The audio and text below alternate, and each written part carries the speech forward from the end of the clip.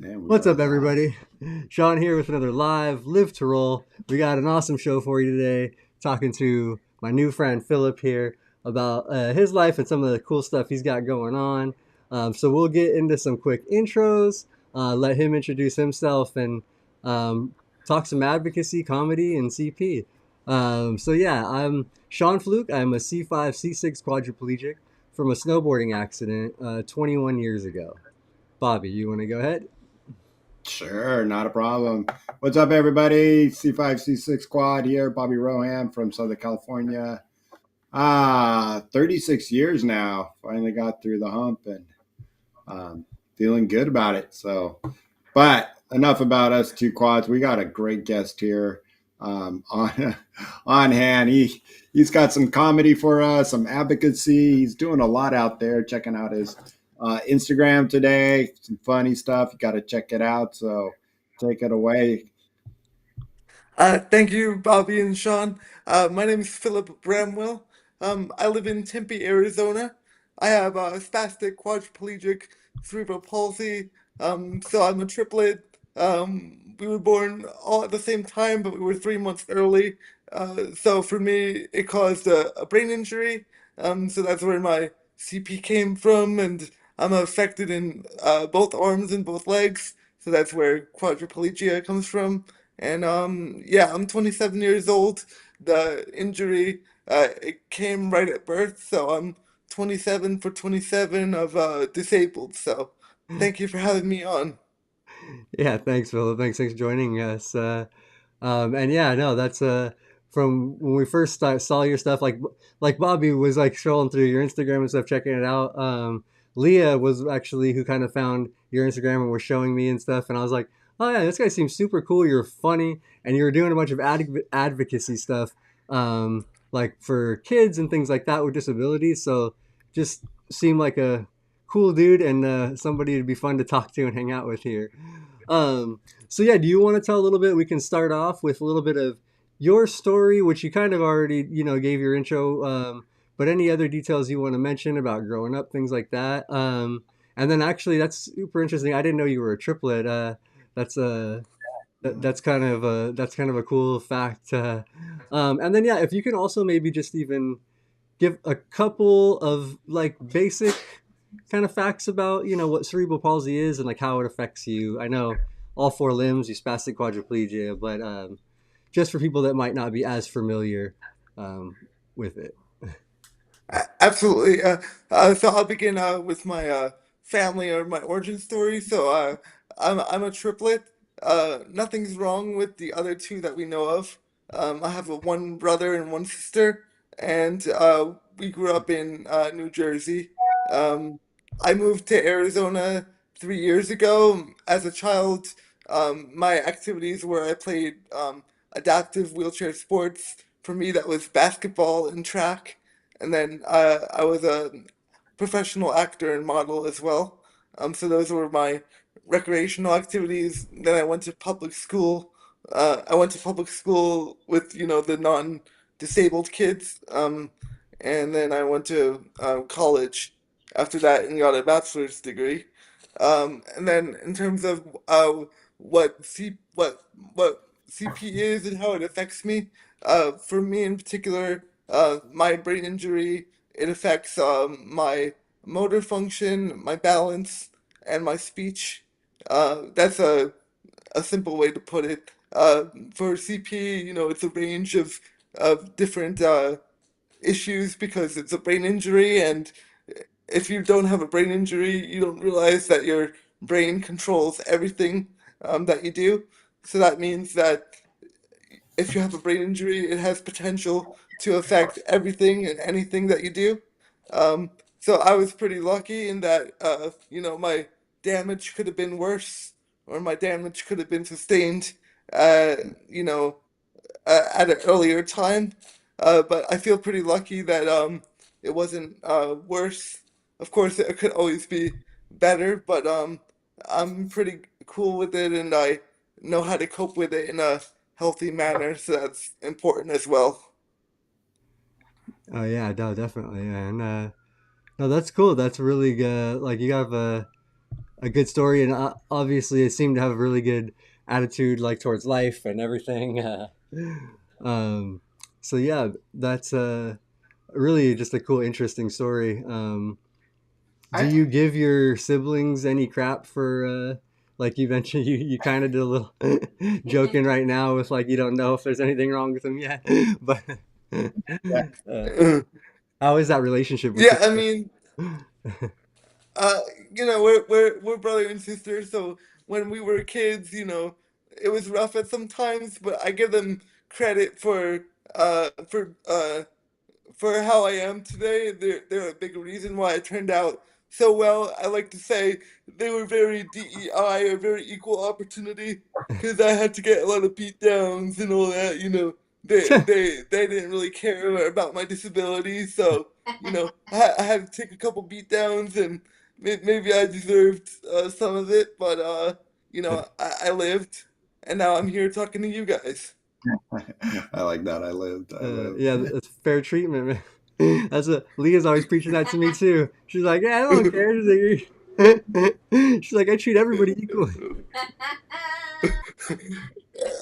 Exactly. I mean, that's what we were hollering about all those for decades, and now we finally get our equal opportunity. So that you got to take the good with the bad. Always, always, always. And so, what's your relationship with them now? Are you pretty close to your brother and sister? Oh well, we all live in different states. My brother lives in Louisiana, and my sister, she travels around because she works remotely, so she's all over the place, traveling with her boyfriend.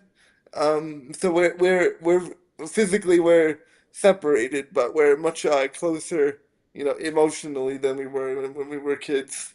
Yeah, and and one thing about that, with you're all in the same age. Did you, with your disability, at times during school, or at any point, did you have to be put in a different class, or were you always mainstreamed? So I was for mathematics, I was put in different different classes for that because my mathematics was always behind my grade level. That's part of the brain damage as Philip, well. Philip, Um, Philip, you're uh, supposed to say my mathematics was way better than theirs, so I was in the, in the genius class. That's how it's supposed to go. I mean, I'm a fair player, so I give them credit where they deserve it, and then I'll take the credit where I deserve it. That's also part of equal opportunity. but but uh but yeah, I was in special classes for math, but everything else I was acceptable in, and then I went to college, college after that, and college is completely able-bodied. There's no modifications or anything like that really in college. Did for like test or anything, did you go to like disabled students office so you can get a little more time or anything like that when it came to, like, I know when I went to college, just because, especially when I had to do anything written, I was just slow. And so I always had to go to disabled students office to, to do some of my tests. Was that like that for you? Well, that option was available, but I chose not to use it because I always knew, like, in the regular world, like in the workforce, like nobody gives a F about our problems, and it's just like survival of the fittest. So I figured I Um, shouldn't get too comfortable or relaxed with my disability accommodations, and I think I made the right choice. Yeah, thanks a lot, Phil, for making me look bad because I had to go to the office sometimes.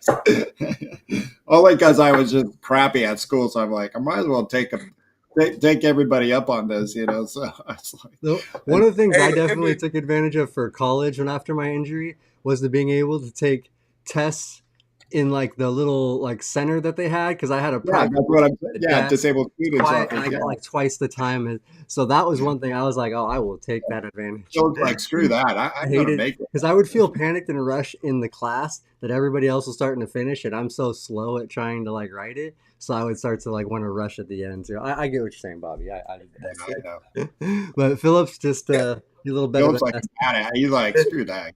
You guys are wimps, yeah. man.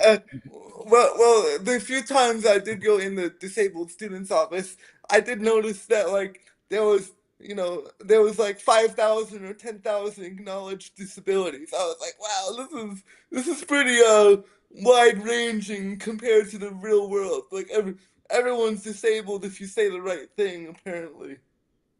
Yeah, no kidding. You're right. They did have wooden chairs there, Bernard. I was trying to get across camp. And of course, I picked the hilliest campus to go to. So, where'd you do your college again, Philip? I went to University of Arizona in Tucson, Okay, Arizona. okay. You're a wildcat, huh? Yes, I got a bachelor's degree in journalism, and then I went to the workforce after that. And working on journalism, or what type of work are you doing? Um, my last employment was in customer service, but unfortunately we were laid off last year. So Yeah. yeah, but that's not a disabled thing that can happen to anyone. Oh yeah, yeah. But I never I did journalism internships, but apparently the journalism industry didn't wasn't feeling me too much, so I had to look in other Well, directions. isn't it really more like online now? I mean, if you think about it, it's more of a online source, like trying to get a story out or hitting that type of web kind of thing. Am I, maybe tell us wrong. I mean, there's physicality in journalism, just like there's physicality everywhere. So we all just pick our poison and manage the best that we can. I feel like I could have stayed in the field, but you can't go where you're not wanted. So I'm Yeah. happy to make my own moves if that's what I have to do. Did you have any certain type of journalism that you wanted to cover, like politics to entertainment or something like that? Well, my schooling was generalist, so we did politics, sports, entertainment, local news, international news.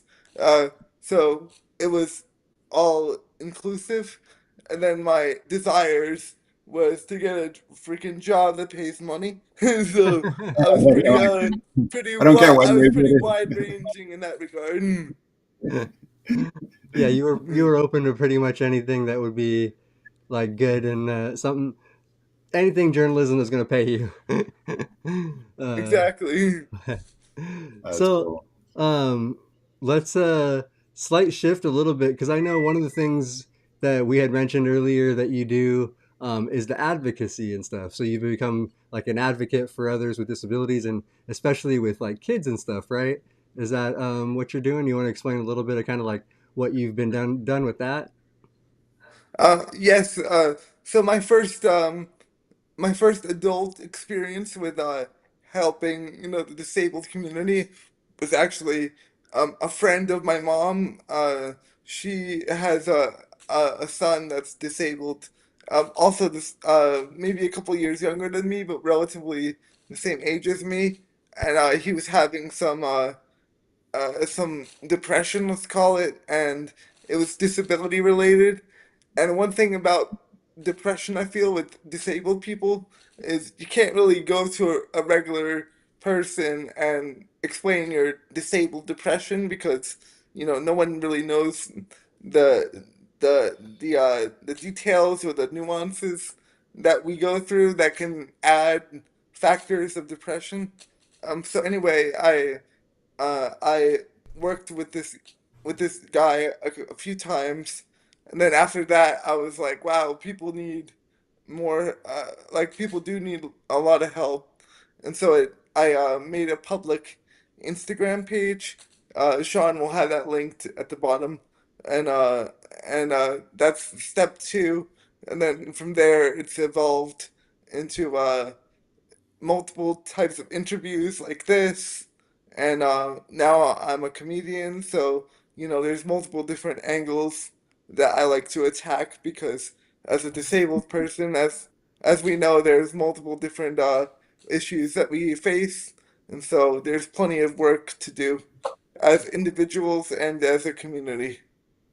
Absolutely, absolutely. I was at a fundraiser um, over the weekend, and one of the things I was mentioned was it takes a village, and it sounds like that's in the CP world, you've really latched on and started helping out others more like what Shawn and I do is mentoring, and I think it's always important to, especially when we have high spirits. It's great to get out there and mentor. And it sounds like you you've been doing that, and um, you know, is it more than just that one person, or are you doing, or do you try to do all types of different disabilities, or just focus with CP?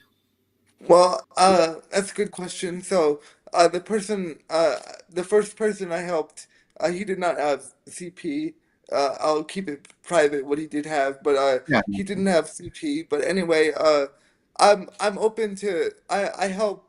I feel like I help all people with disabilities. I particularly like to focus on the kids, the disabled children, because I mean, I've been disabled all my life, and I was reflecting as a grown up, like about my childhood, and I realized, like, 80 to 90% of the people that watched over me or took care of me had no idea what they were doing. Uh, and not that they were intentionally, mistreating me or stuff like that, but it's just people accidentally mistreat disabled children just because there's no instruction, there's no, it's just a lot of botched interactions. Um, and so Mhm. instead of being traumatized about it, I channeled it and tried to uh, make it a factor for change. That's great. That's Yeah, great that to hear. is really great. Um, You know, I was going to ask you, being one of three as a triplet, um, your parents must have not been so hovering. Like, if it was just you, where parents could be more hovering. It sounds like they treated you just like your other siblings, and probably didn't, coddle you and let you be your own person. Is that? Would you say that's how your growing up was? That's a good observation. So, because I was a triplet and my other two of them are not disabled, just out of necessity, it spread out the attention among the three of us. If I'm not gonna lie and say that I didn't get more attention, just in the sense that I had more doctor's appointments and therapies. So, if you want to call that attention, although there's a Yeah. difference between if there's a difference between positive and negative attention though, and a Mhm. lot of my attention was not for good purposes at certain times. But nonetheless, you know, uh, they did help me a lot. My brother and sister, and my mom and my dad probably raised me more capable or more able or whatever you want to call it, because they were there. They do. I just did whatever the other two were doing. They say, "When in Rome, do as the Romans do." So I think that's kind of the philosophy that my parents chose for how they were going to raise me. That's great. No, I can see it on as your attitude and the way you present yourself. It looks like you weren't coddled or anything. You were, and somebody with a disability, especially young, like being born with a disability, um, yeah, you are going to stand out because your parents have to take you to the doctors. But it seems like it was better that you did have a twin sister and brother that helped it make it not so coddly, and you can see how you present yourself that way. Yeah, I mean, not to generalize, but I have noticed that the kids that are born disabled that don't have siblings, overall they do seem a little bit more coddled compared to those of us that have able-bodied siblings. I mean, my siblings were the same age as me, so Yeah. that helped also not make it not a coddling experience, just because Yeah. my parents, out of necessity, they had to spread their attention in three directions. So. Yeah. Yeah. Yeah. Yeah. So you kind of had an advantage with that, and probably really close to your family because of it too. Yeah, it improves. It actually improves relationships. I feel when you aren't coddled. Sometimes, if you're coddled too much, it kind of distorts relationships. I like to say it just makes it seem like, oh, like my mom is not really my mom. My mom is like some kind of like weird, like past, like like it just makes it more of a normal relationship when they're not overly helicopterish. Yeah. No, I hear you.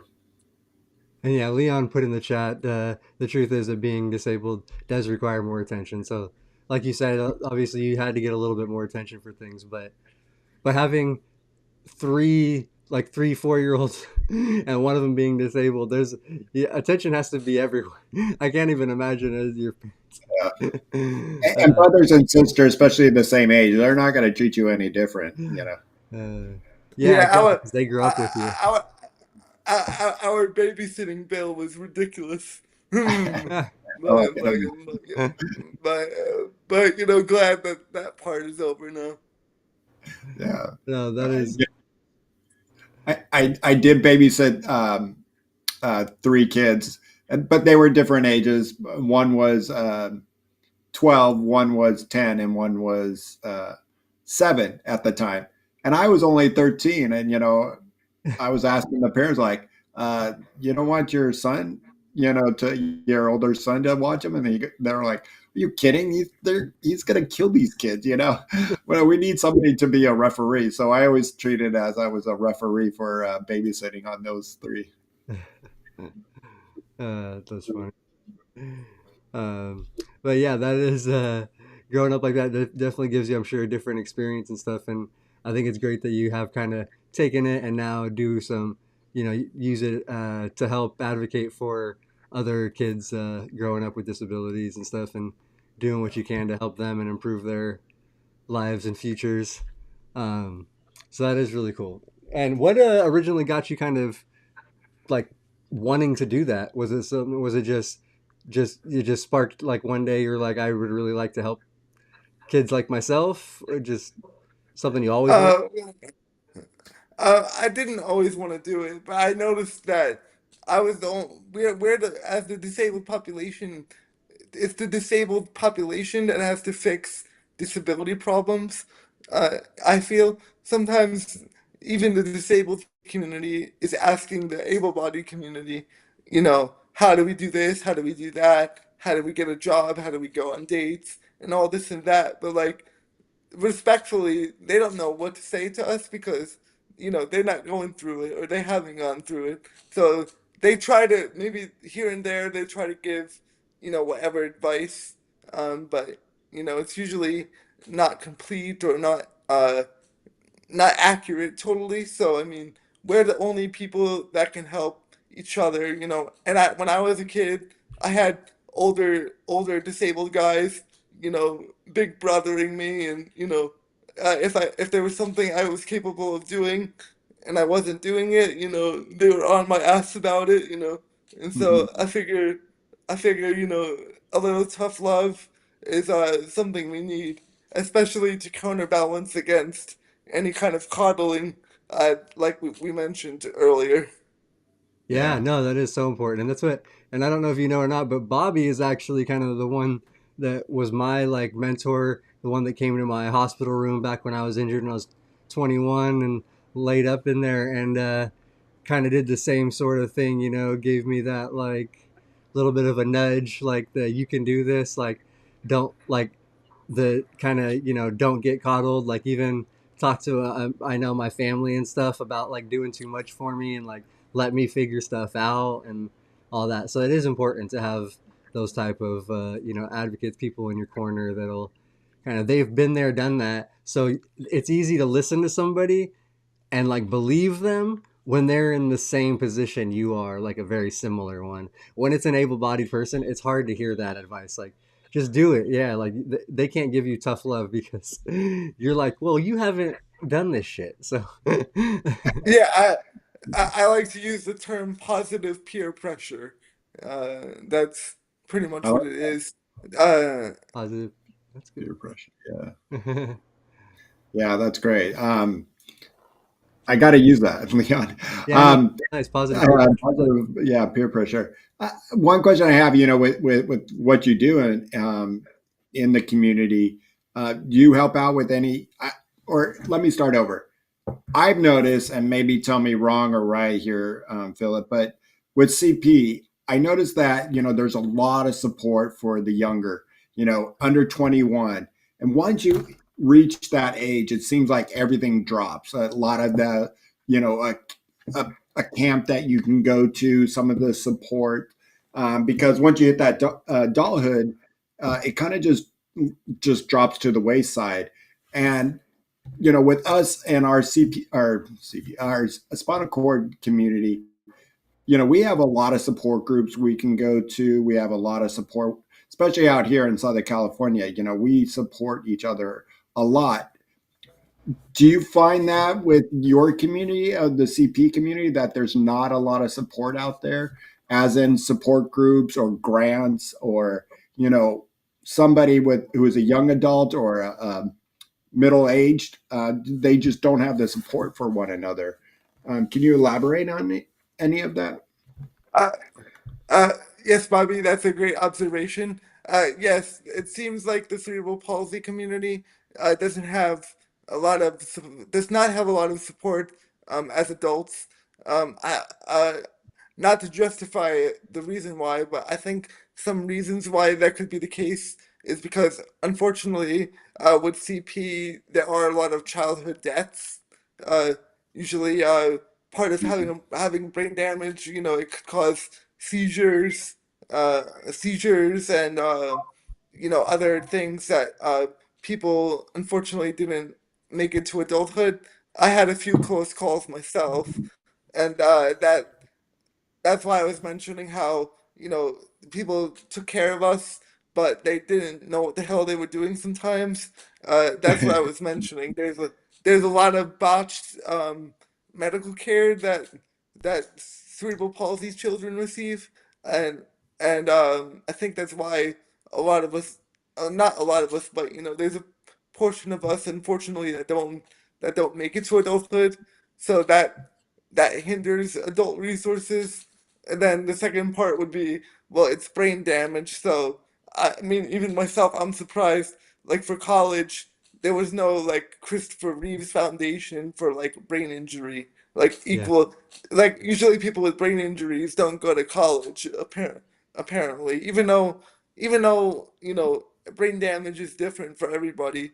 A lot of us can go to college and have gone to college.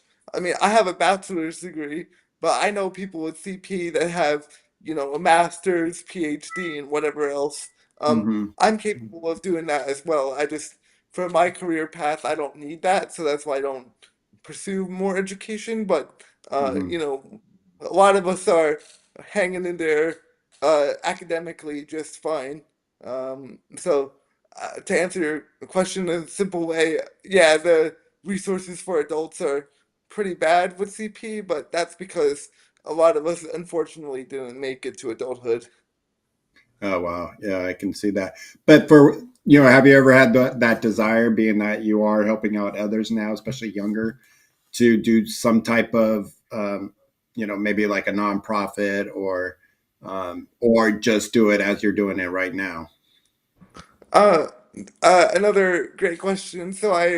I actually, one of my mentors, he actually runs a very successful nonprofit organization that helps disabled children. I've thought of that too, but um, I need to stabilize myself a little bit before I can help other people.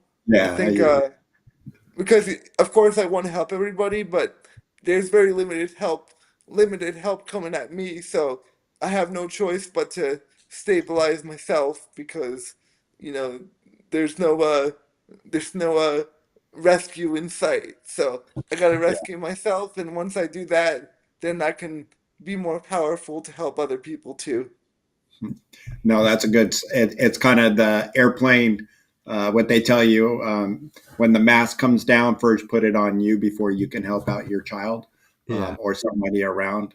So that's a good way to look at it. Uh, so I hopefully one day when you're stable enough that you can create something like that and help out others. It seems like you have that strong will and desire to help out others around you. Yeah. Absolutely.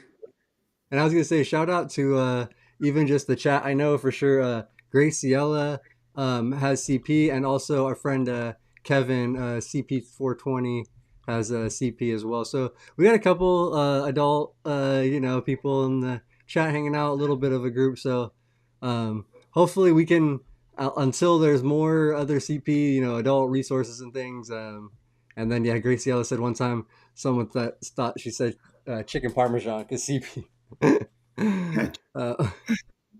uh, but yeah, so hopefully we can try to provide a little bit of resources community. You guys can maybe all link up and follow each other on Start Instagram a and stuff group. like that. Start a group. Uh, One simple way. This is just a little bit of an observation, and something we do with our community is we do a support group. Phillip online on Zoom. Where reaching out to other states and that would be another good way to start something. It doesn't take up a lot of time and it's pretty reasonable at cost of just having a Zoom account and trying to find others that might want to join. Somebody like Gracie or 420, where you guys can all, hang out and chat and make it a fun group. Yeah, absolutely. There's multiple ways to be impactful. and And also, you might have to use that chicken palm joke because you're a comedian, and I was watching a lot of your stuff today on Instagram. Great stuff. yeah, he's funny, huh? Uh, Yeah, it was Oh, and, funny. thank you. yeah, and really, I'm more excited to talk about your comedy and tell us how you got into it. It's always great when we can laugh at ourselves and joke around with others about your disability. So, tell us a little bit more about how you got into comedy and about being on the stage there. Sure. So I live in Tempe, Arizona, suburb of Phoenix, and Phoenix is a big comedy scene. I actually live right down the road from a prominent comedy club. So ever since I moved to Arizona, I've been going to comedy shows as a fan, pretty regularly. And then I unfortunately I lost my job along with my other coworkers, and that opened up my creativity again. And I started with comedy in October because I was a professional actor and model when I was a kid. I still have those fundamental skills, and then I'm learning how to be a comedian. But it has a lot of overlap, and so I think the combination of my life experiences is giving me a good experience so far. But there's plenty of work to do because I'm wanting to go as big and as far as I can go with comedy, and so I'm only at the beginning of the journey, the way that I see it. Mm-hmm. Yeah, no, that's awesome. Yeah, you are just kind of starting a comedy career, and honestly, you guys, I do have both his Instagram and his YouTube down in the description before. You should check it out. Follow. There's some really funny clips on there because Leah and I were watching some of them. We're just like cracking up, like. But yeah, so definitely funny stuff. And if you are in the Phoenix area tomorrow night, he is actually doing a live comedy show in Phoenix. I have the link to tickets in the description as well if you guys want to check it out if you're local to the area and can make it out. So check that out as well. But yeah, no, that's so cool. And how have you felt like you're being received, when you're doing your comedy, like by the other comedians or even by the crowds and stuff? Like, how have there Oh, been? it's a good question. So the entertainment industry is the ultimate equal opportunity field, more so than anything else. Like I was mentioning before, equal doesn't always mean on the positive side. Equal can mean, you get your ass chewed out like everyone else, right? So so if disabled people complain, oh, we want to be equal, equal, equal. Well, we have to accept equal on both ends of the spectrum, the good with the bad, and that's one of the reasons why I love entertainment. Even when I was an actor, it's the same way. Nobody feels any pity or anything bad. If you deserve a compliment, you get a compliment. If you deserve critique, you get a critique. And so it's the ultimate equal opportunity. I wish I wish that the rest of society could apply the same the same thought process as Mhm. entertainment, because as we all know, we're not all going to be entertainment industry people, but nonetheless, the rest of society will catch up eventually, I hope. Yeah, I hear you. Um, yeah, some people aren't sure when to laugh. What made you just decide to get up there on stage? Well, I figured I could do it because I was an actor, and acting is way harder than comedy. Um, and so I figured, I could give it a go. Um, and the reason I say acting is harder than comedy is, first of all, in acting, you're memorizing and you're acting out a script that someone else wrote, whereas in comedy, you're simply not simply, but you're saying jokes that you wrote yourself, so it's easier in that regard. And and that was the main reason. And then I lost my job, and that opened up my time. Hmm. So here I am. Yeah, yeah. And so you said you did acting. Like, have you been in anything? Oh, Did you?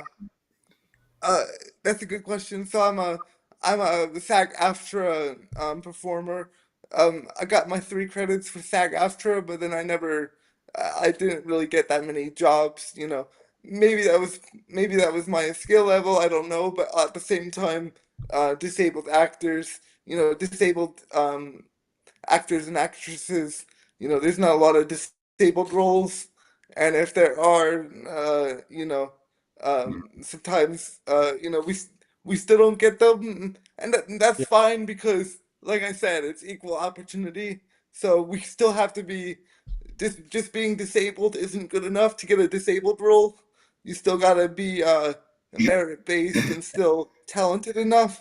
So it's uh, so I appreciate the entertainment business because, like I said, it's equal opportunity on both ends of the spectrum. You gotta take the good with the bad, and that also Yeah, includes equal pay because equal pay is a major issue in the disabled community as well with yeah, employment. yeah, yeah, yeah. certainly. Yeah. Ken in the Ken, chat, go maybe ahead. what movies or shows you've been in, or is there anything that people would be able like? I've been in Sesame Street, Oh, nice. Law and Order, um, and an HBO pilot that never got picked up. If you Google my name, my IMDb is still up. Okay. Um, Oh, I'll so you actually can try have to a add that. look. I can maybe try to add your IMBD link right after here too. that's sweet. I can do that. So I'm still an actor. Like I still take classes here and there, but it's just that to make it a sustainable career just with acting is difficult. Well, difficult for everybody, but particularly difficult when you can only take disabled roles because that's the only part of acting where a disabled actor uh, can't turn the shit off for a job, Yeah. Yeah, you know. but it's growing more. I over the my lifetime of 36 years being disabled, I see it growing more where the parts are going to people who have a disability. There is a new show on HBO Max. I haven't seen it yet, but it's like an ER. It's an emergency room, but they have somebody who's a doctor. I think she's the doctor, or one of the doctors who's a chair user. I don't know what her disability, but I just simply saw a glimpse of it on New Mobility magazine. So they're trying. I think it's getting more and more, and I think with acting too, you know it's an always a ongoing job. Meaning, if you really want to just like get yourself out there, you just keep going and going, even though you might not get the roles. But it just making sure you keep attending to a lot of those auditions, or trying to listen for those types of because back at when I was younger, right after my disabled, I was disabled. I used to get a lot of extras, being in the background, and I liked it for a while. It was fun, uh, but I could have pursued it, but I didn't. It wasn't my thing. That's what. Yeah, it's not everybody's it's not everybody's thing, of course, but I will say that and the entertainment industry is far more accommodating than the normal workforce. We could go on and on about it, but I've had a good experience, and ev- everyone else that I've heard of also has had a good experience in entertainment. Of course, we don't get every role that we audition for, but that's the same with the able-bodied actors. You don't get every role that you audition for. Yeah, I and Ken was mentioned. There's another guy in a Tim Allen show, shifting gears, that's in a chair. So it's great. I think we're getting more and more roles out there, and getting more and more people who have the actual disability playing those roles. Unlike back in the day, when you had like um, what was that, Born on the Fourth of July, where it was Tom Cruise. He doesn't have a disability. Um, But a thing I just want to drill home is that all the disabled actors that you see on TV, they're still taking the same classes as the able-bodied mhm. actors. It's not like you see a guy in a wheelchair at the gas station and you're like, "Oh, can you put him in Hawaii 5-0?" It's still it's still it's still merit-based, and we still take very expensive classes. It's the ultimate proving ground of equal opportunity. No, yeah. you have to have a skill for it. You have to definitely have a skill for it. I mean, I can, and you seem natural. Like sometimes when we have people that come on our show, they get a little bit quiet, shy. It seems like you're pretty used to this kind of thing of being on live and being on, and for like TV and comedy, you have to be natural. And it seems like you have that natural ability. Oh, thank you. Appreciate that. Yeah. And that's wild. I didn't know. Ken put in the chat that Christopher Reeves played a paraplegic before he became a quadriplegic, which is Oh, wild. Did that really happen? Did he really play the part? yeah, yeah. It was. It's a. I didn't care for the movie. I had an ex girlfriend at the time. She loved it, and I was like, "That was an awful movie." I think Ken, remind me if it was called Somewhere in Time. I think it was. Yeah, but I And was my going to ask you also, Philip, do you or have you ever done the Easter Seals Film Challenge? Because that's actually going on right now, I believe. We're actually gonna, I think, try to do that for next week's show, to talk about the film challenge, which is like a disability based short film challenge. So I've heard of that, but at the moment I haven't applied because I'm focused heavily into comedy, and I'm trying to get my footing in that. I'm very happy with where I'm at because I only started in October of Pretty good. 2024. But I wanna go, all the way with this, so I gotta stay focused and put the pedal to the metal. No, that's great. That's cool. What? Yeah. So when you're on stage, what's your favorite type of set to do? Is it about your disability, or do you have something else that you like to focus on?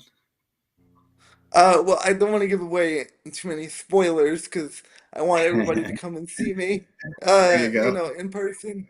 But of course, because I'm a wheelchair comedian, so disability is a big topic among my jokes. I mean, I don't want people to think that disability is all I talk about because being disabled, it encompasses multiple different angles, especially being that I was born with my disability, so it's all that I know. And so I try to be relatable to the non-disabled population, but still authentic to my true experiences. That's great. Yeah. Yeah, that is really great. That's cool. Um, and yeah, like a lot of your jokes on there were like, a little bit related around your disability, but you were like just being funny in general. Like the one about, I think, your sister. I think there was one I remember was really funny. It said something um, about what she does and like something like how it pisses you off or something. I can't remember the exact punchlines of it and stuff, but I remember it just is funny. Like, so talk about family. You talk, all that stuff is relevant and cool. It's just funny. And I'm not going to butcher your jokes, so I don't want to say any more of it. But it's very funny. So make sure you guys do check out the clips he does have up on Instagram and stuff.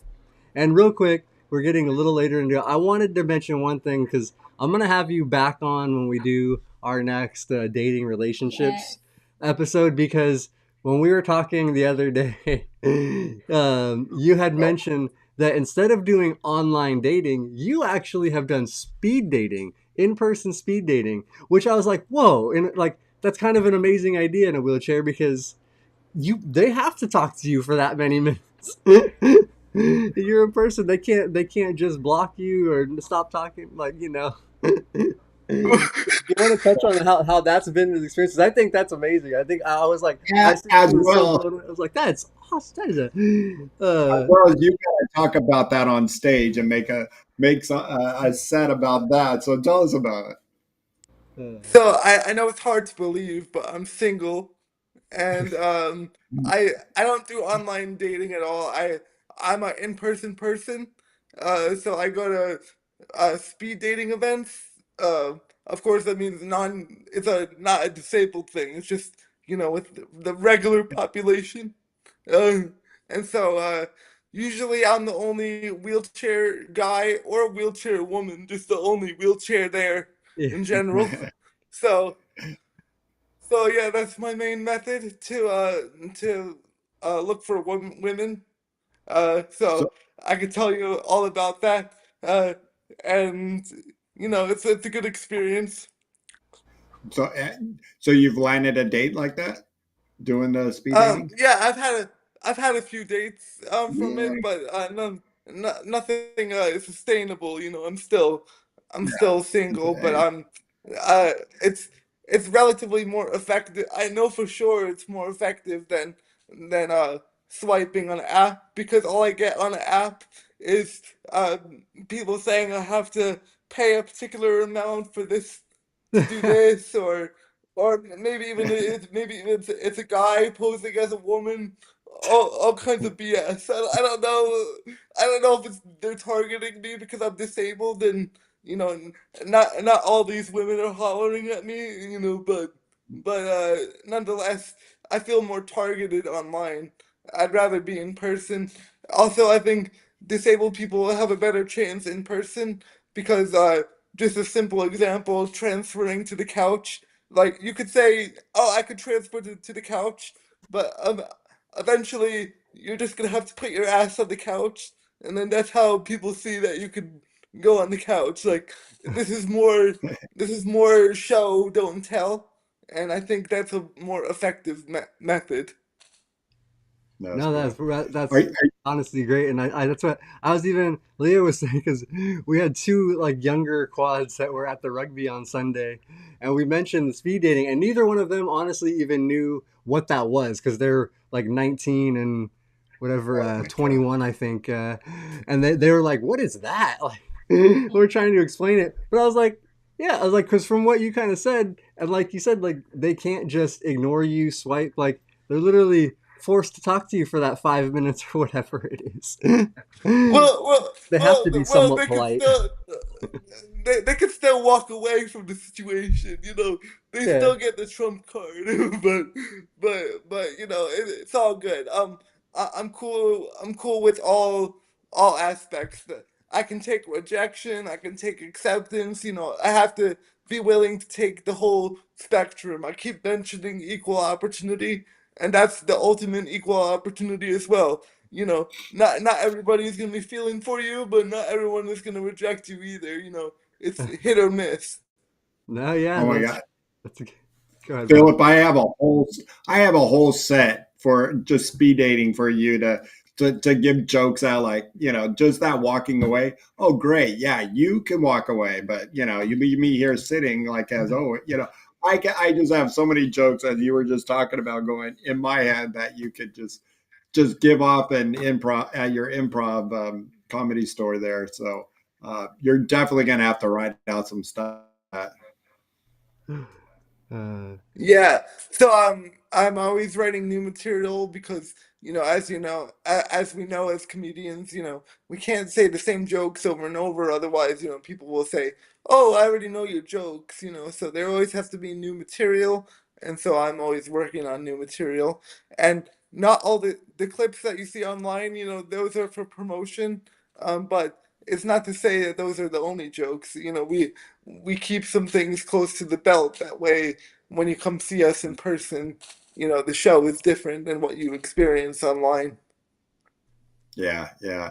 And something for you to look into, Philip, is Toastmasters. And I don't know if you've ever heard of Toastmasters, but finding a Uh, Toastmasters group which is about public speaking, you seem really natural at it. One, it can also help you maybe land a job, because a lot of people are in the workforce trying to better themselves in their speaking engagements for work. So you never know where it can land. But it also might help you with your comedy sets and your advocacies out there. You got a natural talent, and I think it's something that you might enjoy. oh yes, we have a big chapter of Toastmasters in Phoenix, close to where I live. But Mhm. my plate is full right now. But Yeah, eventually I'll be able to spread out and maybe I'll give that a go. I'm open to any kind of performance or public speaking, and so I'm that's my thing, and so if it's in that area, I'll probably be interested. yeah, yeah. I would highly recommend it when you get a little bit of free time. I did it for a while, and it's a lot of fun. that's I had thought about that one too, trying to try it out because you had talked to me about it when you were doing it a few years back, and had thought about it. But yeah, no, Yeah, it does seem cool. But anything like that, I feel like is good for the networking, socializing, all that. But yeah, we're definitely gonna have Philip. You're gonna have you back on when we do our next relationships dating show because that's just something fun. And you're the only person with a disability that I've ever heard say that. That they've done that or do that. So I just think it's just a cool, unique perspective, and I think it'd be great for others to start trying to do out there if you're single and looking for dates and or even just looking to socialize. I feel like it's a great just way to get out there and meet a bunch of new people. I did a lot better than those app datings because, like you said, Philip, you would hate to see somebody on the app are like, "Hi, Philip, how are you doing? Hope you're doing well." Just like you said, you never know if it's a guy behind there. So, way to go, man. That's pretty awesome. uh, but yeah, definitely. I thought that was super cool and wanted to mention just because I thought that was so funny when you told me that when when I first spoke to you. I was like, man, that is just a funny, cool thing. And yeah, we had like just mentioned it to some other quads and stuff. And we're gonna advocate for more people with disabilities to get out there in the dating world if they get in public, get yourself seen, get some socialization. Absolutely. Um, That's so we are getting towards the end here. I can go ahead. I'll do our sponsors and kind of the shows we got, and then I'll let you kind of close us out with something if you have anything else you want to kind of. Honestly, it could be anything. Just advice, just anything you want to say, mention, ask, or whatever you want. The floor will be yours. All right, sounds good. Go for it. So, all right. So, real quickly, let's go ahead and thank our sponsors, mobility professionals and urology professionals.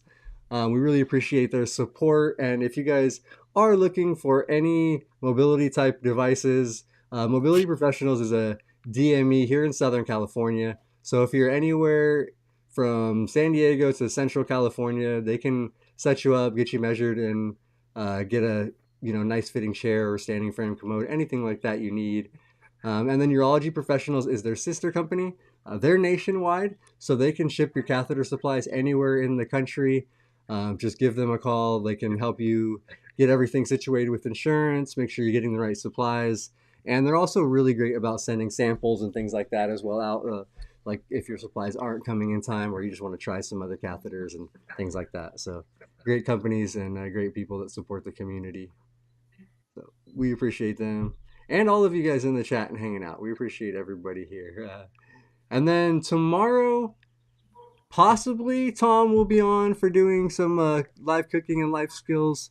Not 100% sure right now. He's got a couple things going on. So I have the link up. If not, we will make sure to post something in there and let you guys know that it'll be postponed until next week.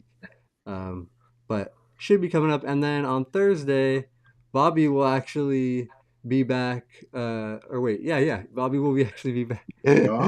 for another rolling over the hill. I just remember what week it was. With a rolling over the hill. So tune in on Thursday. Check out the guys talking about some aging with a disability and anything specific you guys are talking about, or fairly general discussion on. Oh man, it's going to be a big show. No, we don't have anything yet. We keep losing our guests. We've had two, and so far we're striking out. But we'll have if we're gonna, we might do a open discussion. So check us out. Should be interesting. Let's put it that way. Well, yeah, you guys are a fun group of guys, and you have great chemistry.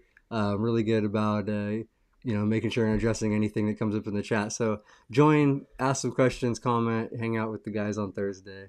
It will be a great show. And then the following Thursday, we'll have Wheel Girl talk up. So Brianna, Nikki, Ashley, Maya, and Jessica will be on talking some girl chat type of stuff. Well, not necessarily. They kind of talk all kinds of stuff. It's just like it's fun to call it the girl talk, girl chat, but they do talk a lot of disability related things and kind of how they deal with it and kind of what's going on in their lives. So tune in next Thursday for that one if you guys want to check them out as well.